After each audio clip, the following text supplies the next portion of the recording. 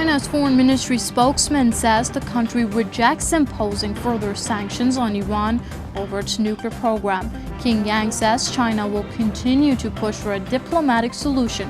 Brazil has also called for negotiations and warned against pushing Tehran into a corner. The leader of Iran's Islamic Revolution has called for unity among Muslims around the world. Ayatollah Sayyid Ali Khamenei said there is an urgent need for Muslims to act according to the teachings of Islam. He added that unity among different sects is key to resolving the problems facing the Muslim world. At least 65 people have been killed in a stampede in India after a gate under construction collapsed. The incident happened at a temple in the northern state of Uttar Pradesh. Most victims were women and children who had gathered to collect free gifts.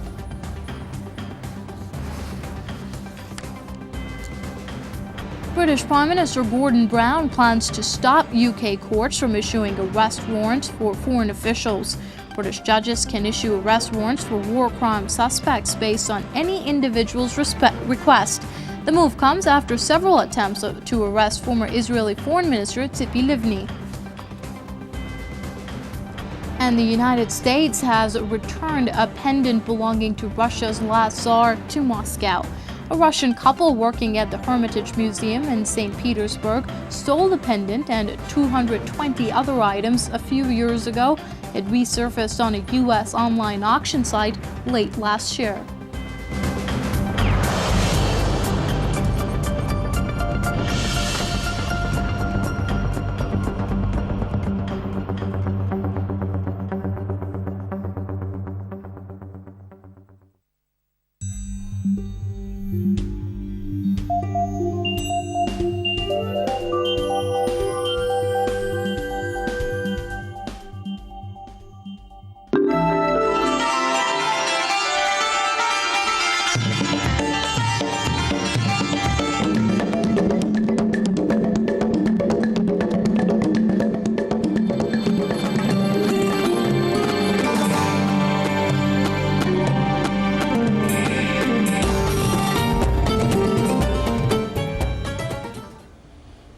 Assalamu alaikum, peace be with you, and welcome to Islam and Life with me, Tariq Ramadan, broadcasting from London. Today, we ask the question, might the halal food industry be leading towards a health crisis?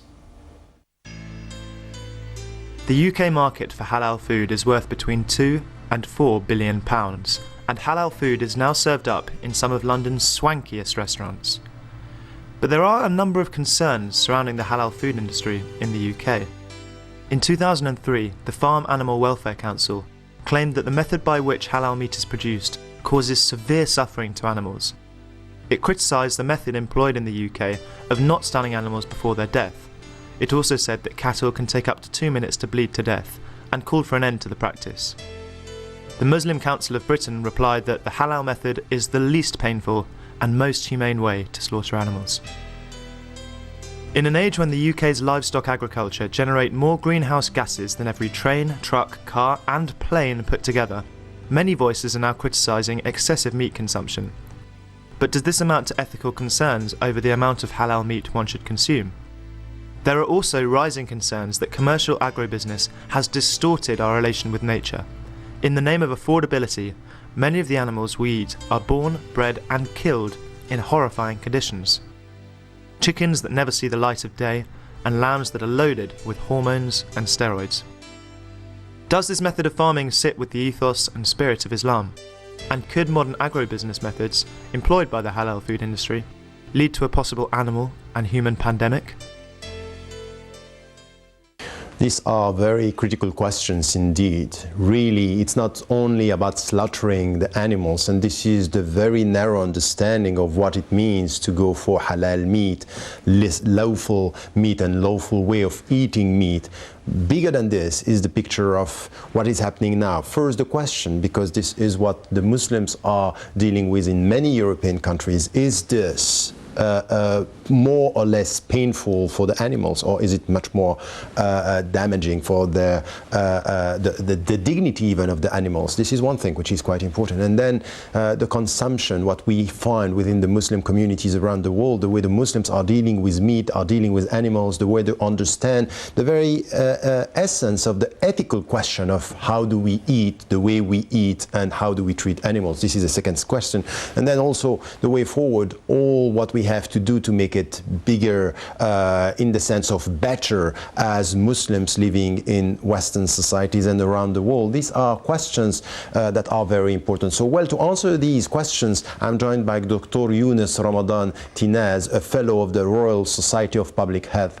Dr. Teinaz, thank you for being with us. You have watched with us the VT and also the questions that I'm asking at the beginning. So many people that they are protecting the animals are saying, you know, stunning the animals before slaughtering, this is a necessity, you know, in a way to avoid suffering. Muslims are saying no, and even among the Muslim scholars there are different opinions. Some are saying it's no, we cannot do this with the chicken, for example, but we can do it with the cattle because by stunning the animals, they are not. We have less percentage for them to be killed. So we have different opinions, but still the main question is it less painful to do it in the Islamic way?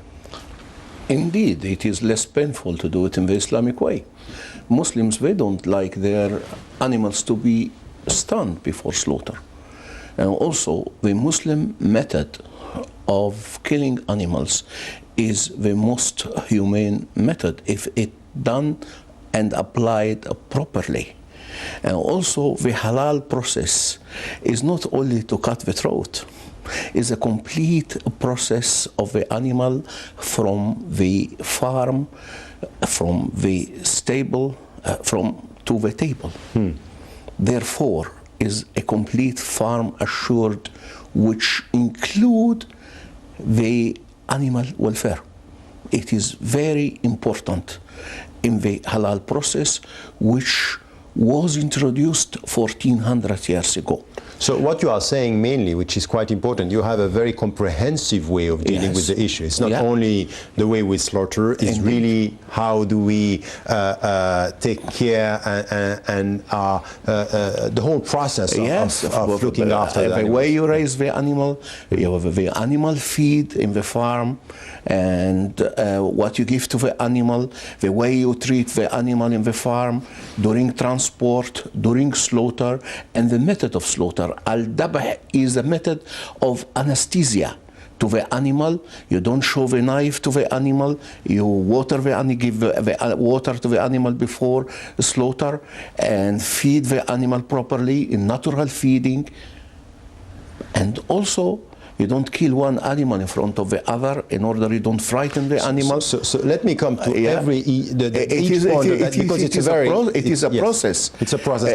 Let me come to some of the stages of this process. The first one is what we see now. You know, I myself in one of my books I was talking about this, and I was criticized by many Muslims by saying, look, the way we are breeding, the way we are looking after the animals, there is something wrong in the Muslim mindset. Why? Because we don't talk about this. We are so obsessed with the way we kill that we don't care about the way we keep alive, or we rise, as we said. So this is something which is all the people who are looking after the animals' rights would agree with us by saying you are right. This has to be changed, even in the classical, traditional, or the big industry around this. So on this, we may say the Muslims are not really they are not really involved in this, and they should change their understanding. Now there is a second point, which is the point that you were starting to talk about, which is, okay, but now we are in disagreement with many of the people who are acting in the name of the animals by saying, your way of killing, of slaughtering, this is very painful, because if you don't stun the animals before, it's going to provoke suffering. What is your answer to this? Well, folk saying this, we completely rejected that many years ago. The basis of we must assure that the animal is alive before slaughter, and also the way the animals are stunned is inhumane. The animals suffer twice from stunning and from killing. This is what we believe. What is the halal process is something, and the definition of halal is something which is in the Islamic dietary law, and what Muslims are doing in practice is a different thing. And this is give a very So bad... you are critical of both? Yes, but not critical of both. The original method is the proper method, but it is not implemented at all. At the moment, there is no training to the slaughtermen in the abattoirs. There is no observation of hygiene.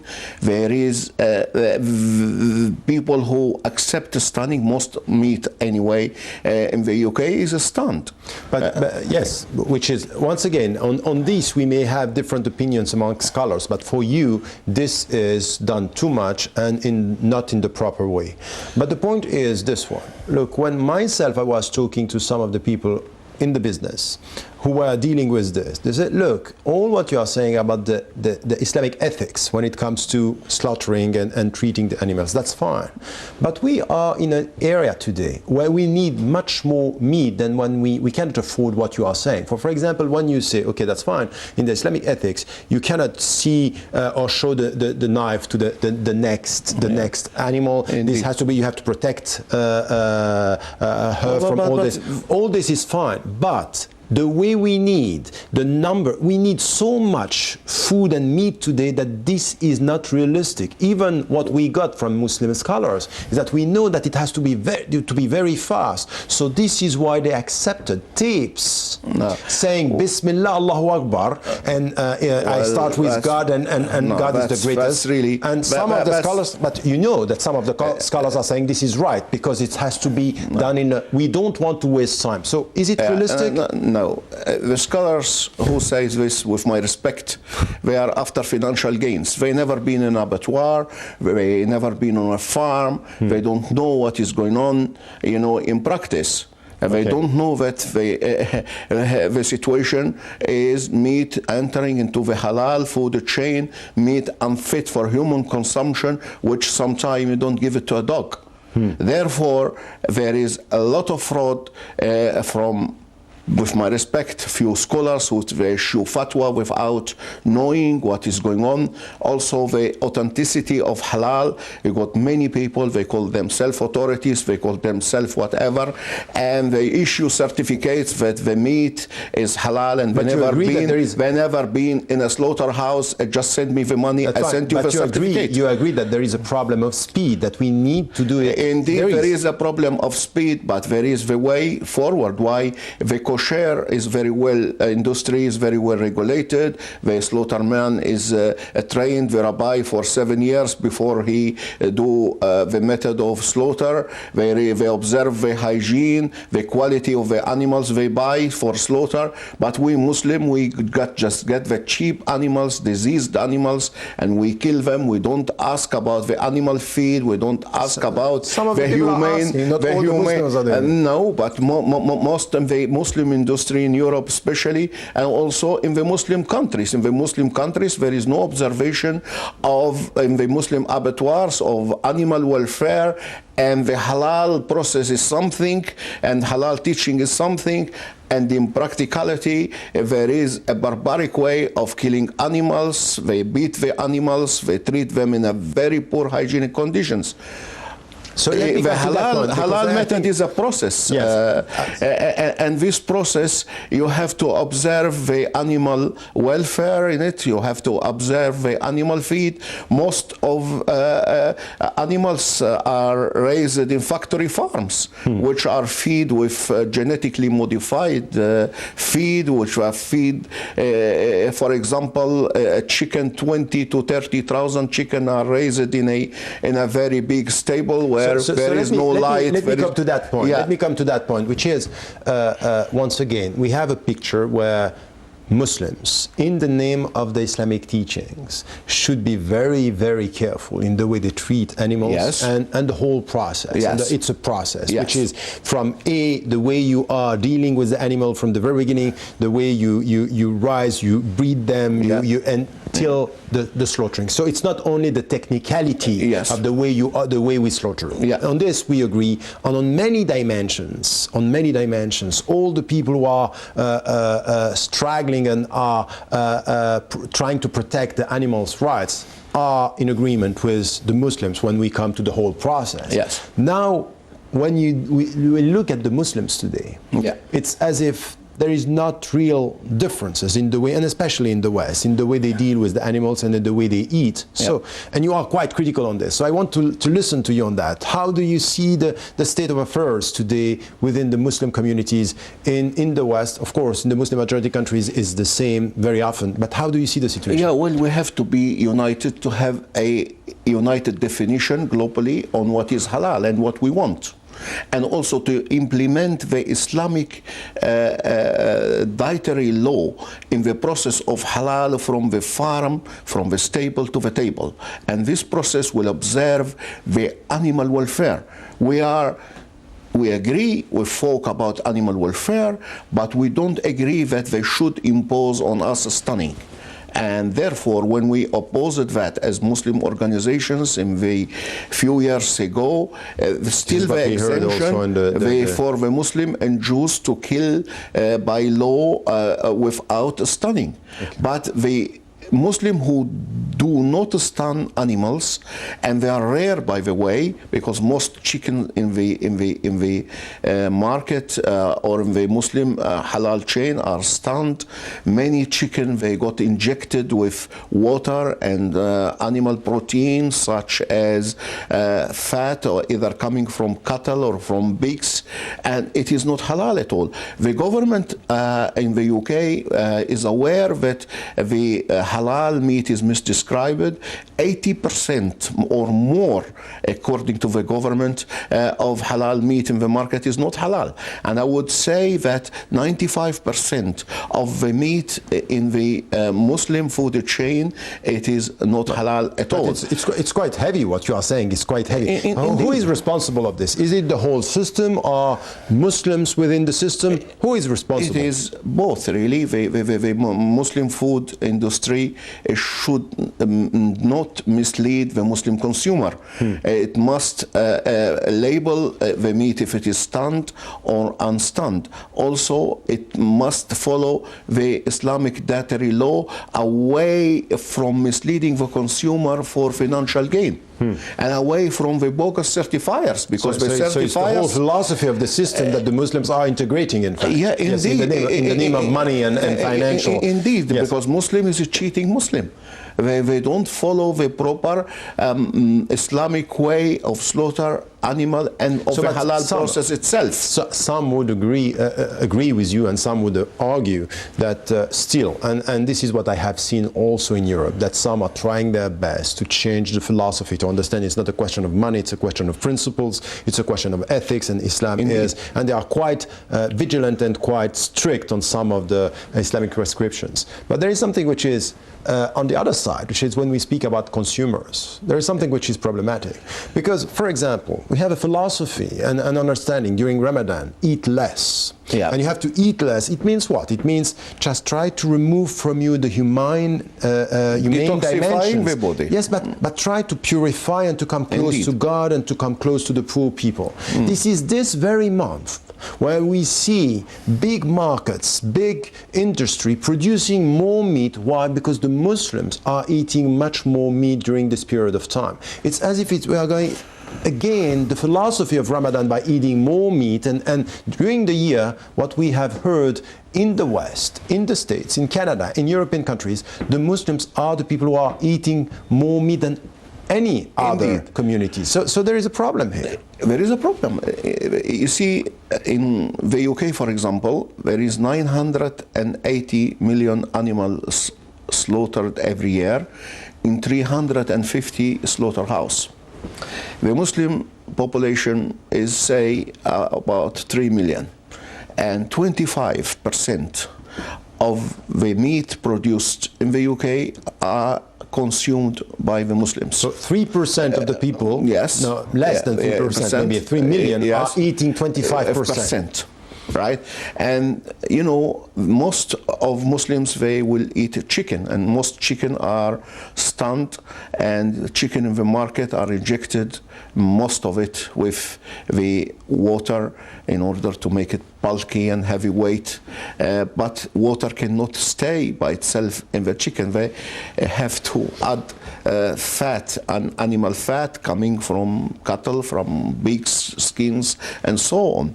And also it's labeled halal, and you find people certified as halal, and scholars as well, they issue certificates. They never saw the chicken, they never saw anything. No, but on the question here, the principle, some scholars are saying the way it's done with Bismillah, Allahu Akbar, and the way it's done is halal. Well, so we also have to listen to these people. With my respect, the scholars, they have to know the problem.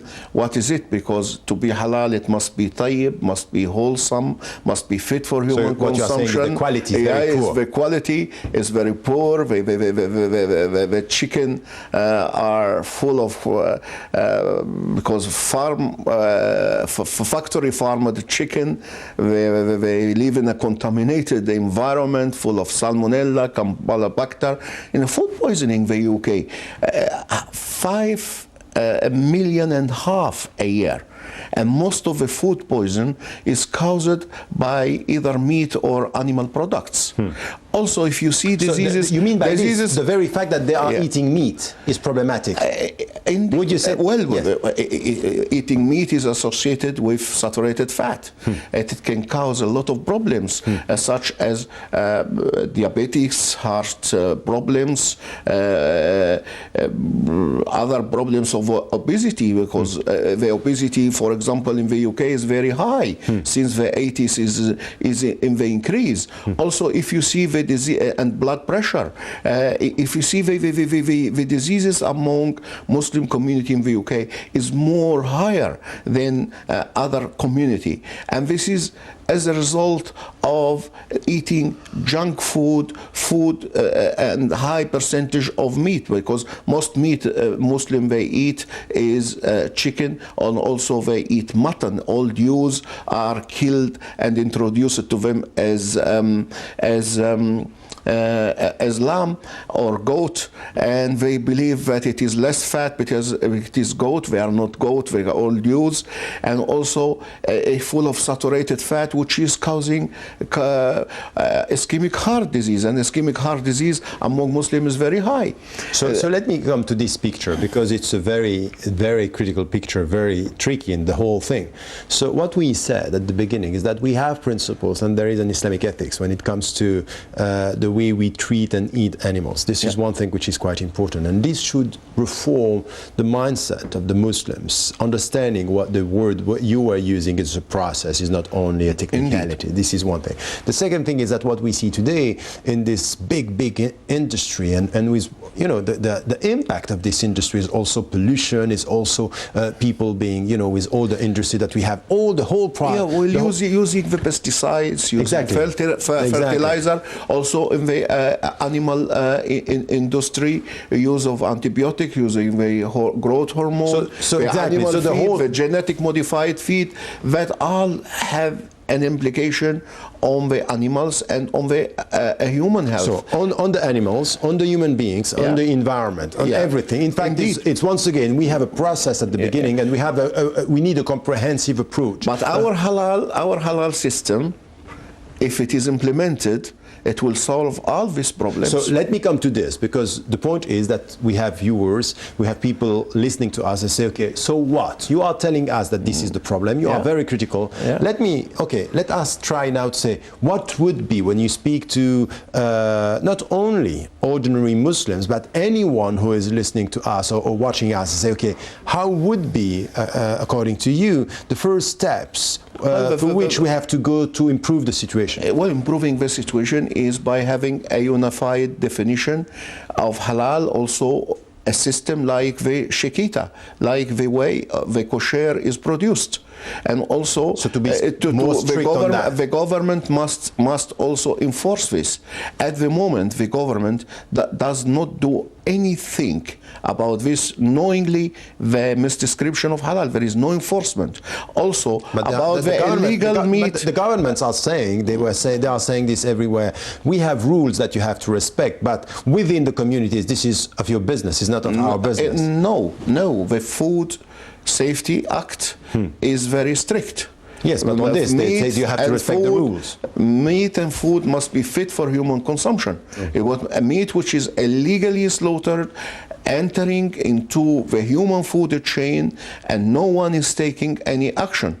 And also, you find the word halal everywhere. So if any meat you want to sell it, just put on it halal. The scholars and the Muslim scholars should be unified in the way they are dealing with the whole process. The second is the governments are. But now, for ordinary Muslims, you would advocate the fact that they have to eat less meat. Indeed, we have to eat less meat, less saturated fat. We have to have awareness among us to eat a balanced diet, because food, not only meat. There is people eat meat because of social and tradition and culture, but even in the West, the consumption of the meat is very high in the high-income countries, but this is spread now to the middle and low-income countries as well. And this takes the problem of eating the high quantity of meat of the chronic diseases, which is the heart problems, the stroke, the diabetics, all the obesity issue, which is raising from eating saturated fat and meat. But in the meantime, meat is a very important, is a source of protein, and with a balanced diet, it can, help a lot. But you're talking which quality of meat. Muslim, ordinarily Muslim, when it goes to shopping, he will look to the price. He will not look to the quality. He will not look to the source. And also, when he see meat which is unfit for human consumption, they don't bother to report it to the authority. They don't bother to inform the authority that this is wrong, and they require good quality and meat which is fit for human consumption to use. Thank you for that, because I think that during this program, have been able first to come to the sources and to the principles, and this is something which is quite important in what we were saying, is that really there are Islamic teachings and there are Islamic requirements, and it's quite important to understand it's not only about slaughtering, it's not only about technicalities, it's the way you deal with the animals. And the Muslims, any ordinary Muslim should be aware of that and think about it when it comes to buy something or to go for consuming. And the second point, which is quite... They have to see their appearance, they have mark. We are running out of time, I'm very sorry, but the second point that you were making, it's also quite important here, is that what we have now,